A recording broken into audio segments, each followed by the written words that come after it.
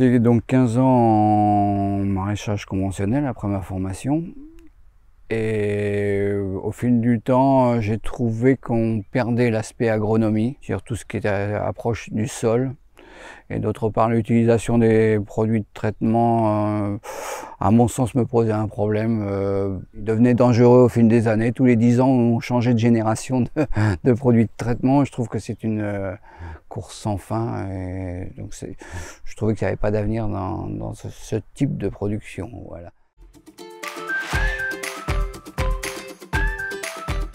Donc on a maraîchage de plein champ, hein, une douzaine d'hectares, principalement légumes racines avec pommes de terre primeurs surtout, carottes, tous légumes racines.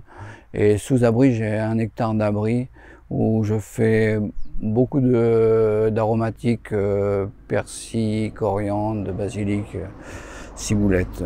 Voilà, ce sont les principales, mais après il y a 25 cultures différentes au cours de l'année.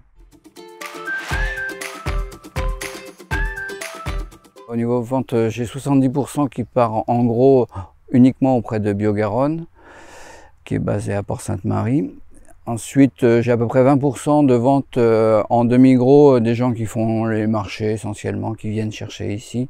Et j'ai 10% en vente directe, voilà, à la ferme uniquement.